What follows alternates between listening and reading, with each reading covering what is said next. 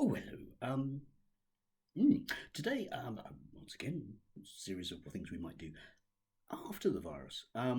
But today I'm really going to just talk about really during the virus. Anyone who's seen any of my videos before know that I'm a teacher. Last week, I must state that it's the 14th of June today.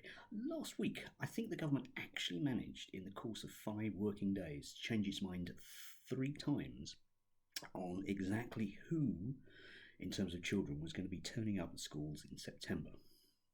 The original plan had been to gradually increase things from the 1st of June, starting with primary schools, because those children need the most childcare at home, and therefore you want to get people out to work. Might be important later, that bit. And therefore we're going to do that. So teachers, if you believe the narrative from the government and the right-wing news media, just sat at home and did their best because they didn't want to go to work because they're all work-shy bastards. Actually, I am. But it's a personal thing. It's not a professional thing. Anyway, they just wanted to sit at home and make life as difficult as possible because they're all hardline Marxists, which I am. Anyway, so there was that. Despite the fact that actually the government had mandated that all schools had to be open, which very largely they had been for children of key workers. So schools have been open for vulnerable children as well. Still doing their job, still doing the stuff online. Personally, I work with excluded young people, usually those with autism, and once again, I'm still working the same number of hours each week that I was beforehand. It was great during half term because then I could stay at home. Anyway, so we are actually at work, and a lot of people have spent a very long period of time measuring out, according to government regulations, that whole 2 metre distancing stuff in schools, yeah. But the government, of course, being the lovely government that they are, and they've been doing this for 10 years now, especially with austerity, which we'll come on to a bit later as well, have just decided, well, we'll just rip this stuff up. Now, it does look a bit ideological, this, doesn't it? It's a bit like, although there's all this stuff about the psychological damage of children not being in school, which, okay, fine, I think it's partially, at best, debatable.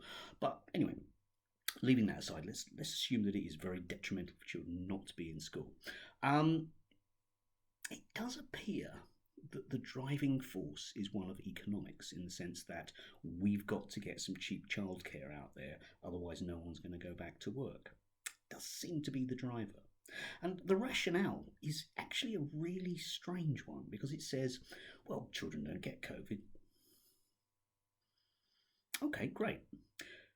I therefore think that children should be retrained as carers in care homes, because they can look after 98-year-old people with dementia, because they don't get COVID. So that would be perfectly safe, wouldn't it? No, it wouldn't, would it? Because it's missing a fundamental thing, which is people like me. I'm 57 today, in fact. I have certain underlying health conditions. And if you put me into a school working with kids, there's a good chance I'll die. So, a little bit of our reluctance to sort of zoom back to work on that one is, of course, that, we're a little bit worried about our own health. Most senior management in school is about my age, because anyone basically under 40 that stays in education for more than about 2 or 3 years as a trained teacher has probably got some personality defect, because the job is not brilliant. And it's not brilliant for a number of reasons, primarily to do with austerity. We can see this as well with some of the arguments, for example, about defunding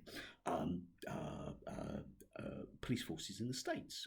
People have said, well, we've spent years and years and years just basically not bothering to spend any money on social infrastructure at all in this country and that country. So what happens? Well, you end up with a kind of policing role. You just end up with whatever institutions are left get to pick up the pieces.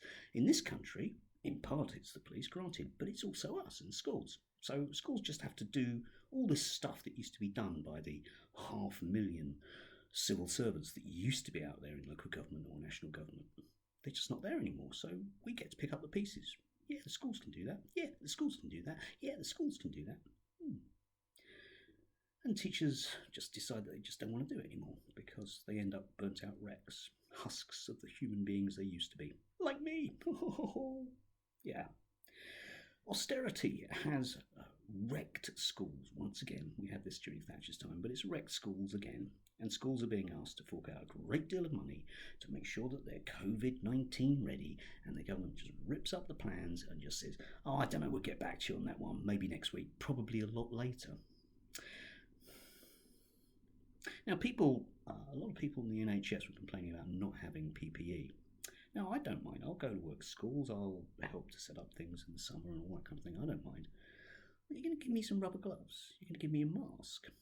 You're going to make sure that I'm safe because, believe it or not, there is still, even in these kind of about to hit no-deal Brexit times, there's still a duty of care of the employer not to kill me.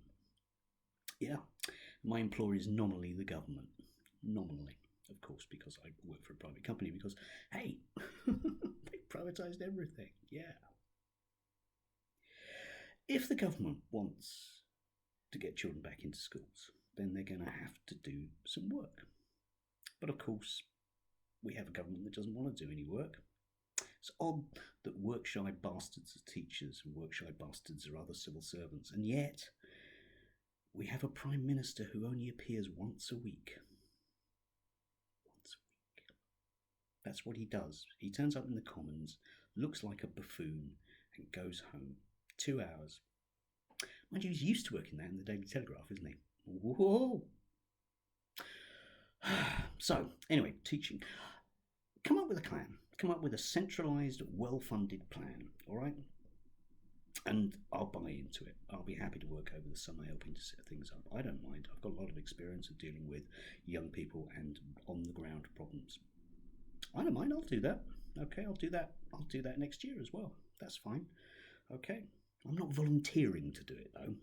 I'm not volunteering to work with children without the correct equipment. Okay? And anyone that expects me to do that, okay, yeah, you come and join me. Gavin Williamson, you come and work with me, mate. Right, we'll see. See who starts coughing first, shall we? Anyway, just an idea.